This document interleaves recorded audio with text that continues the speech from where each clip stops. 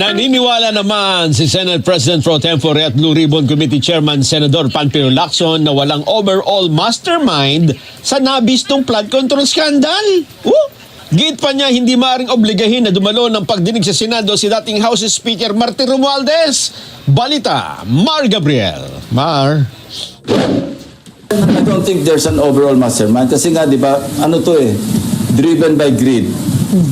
Saka sabi ko nga 'di ba parasitic Matapos ang 8 pagdinig ng Senate Blue Ribbon Committee, wala raw nakitang overall mastermind sa nabistong flood control scandal ang chairman nito na si Senator Panfilo Lacson.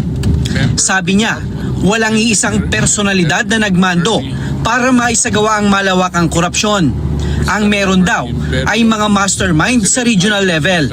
Merong organized na grupo pero within a certain agency, within a certain district engineering office like the Bulacan. Yun talaga sindikato yun.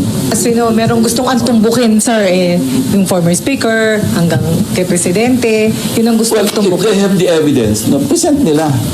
Magdala sila magtrabaho rin sila na maghanap sila ng ebidensya kung sinong gusto nilang tumbukin.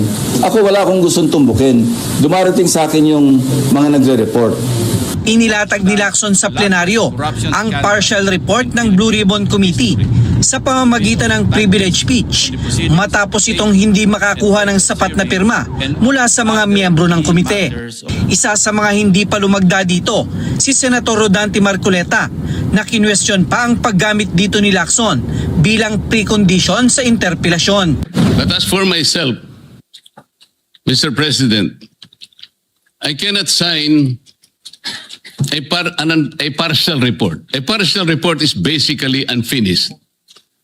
An unfinished report cannot be assumed to have contained the final and collective judgment of all the members.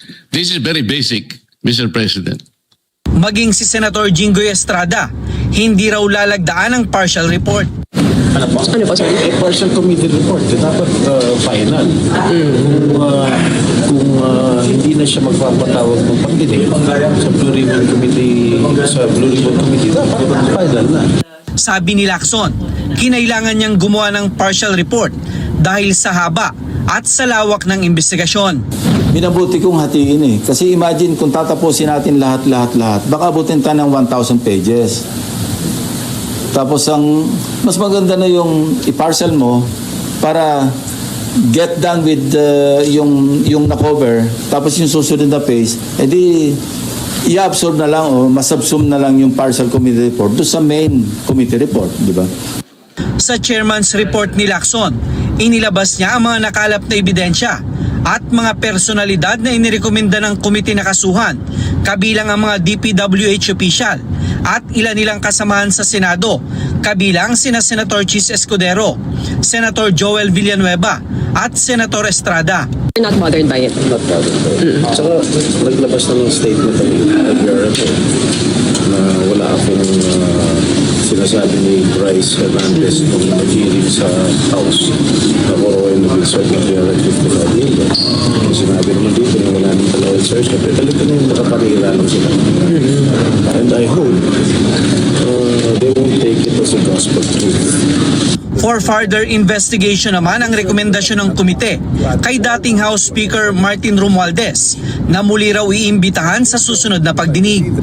Pero sabi ni Lacson, hindi pa rin siya maaaring obligahin dahil sa umiiral na interparliamentary courtesy sa pagitan ng Senado at Kamara.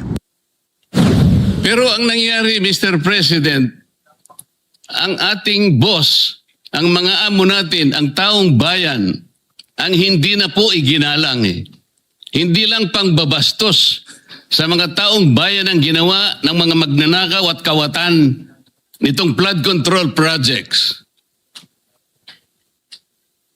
Igagalang pa ba natin, Mr. President, ang mga tinutungo ng ebidensya na sangkot ang mga taong gusto nating ipatawag